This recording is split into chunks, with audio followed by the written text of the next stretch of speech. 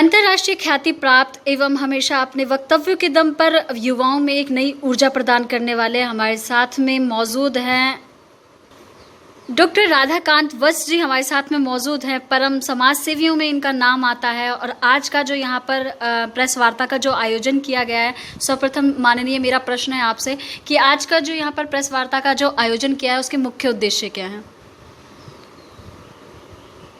भारतवर्ष में एक क्रांति लाने वाले, जहाँ पर समाज के संगठन, सरकार, सिस्टम भी न पहुँचते हों, उस वर्ग की सेवा करने वाले, उस वर्ग को ही संस्कारित करने वाले श्री आसाराम बापू जी, जिन्होंने कि बहुत उल्लेखनीय कार्य किए सनातन धर्म के लिए, भारत के लिए, भारतवासियों के लिए, आदिवासियों के लिए।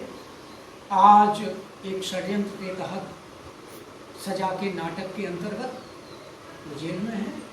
और बड़े आश्चर्य की बात है कि जहाँ पर के जुडिशियल कस्टडी का मतलब होता है कि एक व्यक्ति अगर अपराधी भी है तो उसको अदालत सुरक्षा प्रदान करती है, एक उसकी कस्टोडियन होती है अदालत। लेकिन यहाँ श्री आसाराम बापू जी के केस में अदालत कस्टोडियन कहीं नहीं दिख रही है। वो लीगल अधिकार प्राप्त एक ठीक है, लेकिन उनका जहाँ जितनी उनकी आयु देखते हुए उनका जो स्वास्थ्य दिनों दिन बिगड़ रहा है, उसमें न तो कोई ढंग की चिकित्सा उपलब्ध हो पा रही है और न ही निदान हो पा रहा है।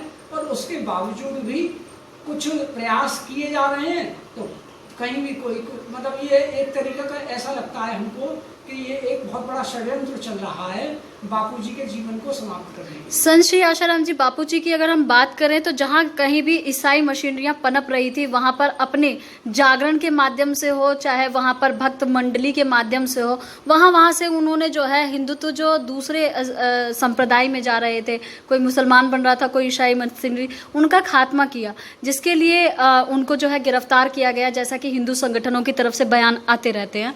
इतना सब कुछ होने के बावजूद भी जो पीड़िता की माँ है वो भी गुड़गांव पहुंचकर अपनी बात रखती है कि मैं उसकी माँ हूं और मेरी बच्ची के साथ गलत हो रहा है। वहां पर भी उनकी सुनवाई नहीं की जाती है। यहां तक भी ठीक था, लेकिन अब बात आती है उनके स्वास्थ्य के ऊपर प्रति। अगर कोई अपराधी भी होता है तो उसको ट्रायल पर छोड़ दिया जाता है कि भैया स्वास्थ्य ठीक कराएं, उसके बाद हम जुडिशली कस्टडी में लेकर आएंगे। कहीं ना कहीं आपको लगता नहीं है लोकतंत्र की हत्या हो रही है?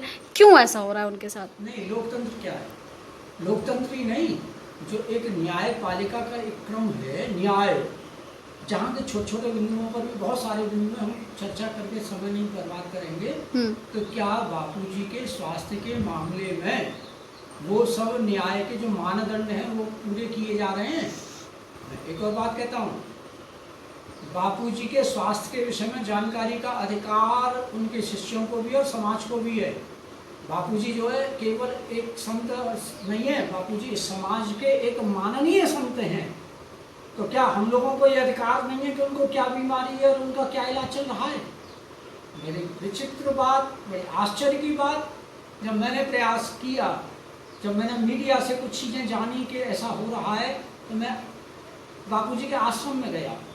वहाँ पर एक भय का वातावरण देखा, क्योंकि ऐसा सुनने में आ रहा है कि जो कोई बोलेगा उसको कुछ न कुछ आरोप लगा करके और कुछ कर दिया जाएगा। उसके बाद में मैंने फिर जोधपुर में प्रयास किए। जब जोधपुर में प्रयास किए तो मैंने कहा भाई किसी वकील वगैरह से इनसे भी कुछ संपर्क करके कुछ पता लगता हो क्या। मतलब बापूजी की चिकित्सा से संबंधित, स्वास्थ्य से संबंधित, बीमारी से संबंधित रिपोर्ट्स को क्यों दबाया जा रहा है? यह हमारा अधिकार बनता है। कहाँ है मानवाधिकार आयोग? कहाँ है न्यायपालिका? कहाँ है सुप्रीम कोर्ट? कहाँ है हाई कोर्ट? एक बात। दूसरी बात, सुप्रीम कोर्ट के आदेश हैं कि अगर आप किसी से कोई चिकित्सा लेते हैं तो चिकित्सक को प्रेस्क्रिप्शन देना पड़ेगा, क्या दवाई दे रहा है। ऐसे माननीय सुप्रीम कोर्ट के आदेश हैं। क्या हमको यह अधिकार नहीं है कि बापूजी के रोग के अनुसार चिकित्सा चल रही है या नहीं चल रही? बहुत आश्चर्य की बात है, कोई सुनवाई नहीं हो रही है। ऐसा लगता है कि बापूजी को खत्म करने का एक षड्यंत्र है। रोहित सरदाना जी की अभी हाल ही में अभी उनकी हत्या कोरोना से बताई जा रही है कि कोरोना के कारण उनकी जो है मृत्यु हो चुकी है। कहीं ना कहीं आपको भय नहीं लगता अंदर से? रोहित सरदाना जी ने पहला ट्वीट किया था कि मैं स्वास्थ्य में सुधार हो रहा है, और अचानक उनकी हत्या की खबर बाहर आ जाती है। कहीं ना कहीं लग रहा है कि बाबूजी के साथ भी कहीं कुछ ऐसा ना हो जाए। आपने बिल्कुल ठीक कहा है। मीडिया में बहुत सारी चीज़ें हैं, मीडिया की निगाह बहुत तगड़ी निगाह है, मीडिया की निगाह से कोई नहीं बच सका है। लेकिन वास्तव में ये है कि जो लोग राष्ट्र के लिए कार्य कर रहे हैं उनको नष्ट करने का एक प्रयास किया जा रहा है, चाहे वो रोहित सरदाना जी हों या अन्य हों। और जहाँ के जैसा कि आदिवासी क्षेत्रों में बापूजी ने बहुत बढ़िया काम किए थे, एक ऐसी हवा चलाई थी कि जो कि जिनको आदिवासी कह करके पिछड़ा बना करके रखा जा रहा था वोटों के लिए, उनको कि जिससे कि कहीं भी उनमें संस्कार, शिक्षा, विकास की हवा उनको न लगे, बापूजी ने उन क्षेत्रों में जाकर के, उन मच्छरों से पीड़ित जंगलों में जाकर के जो है आदिवासी समाज की सेवा की, उनको विकसित किया, उनके स्वरूप का ध्यान आभास कराया।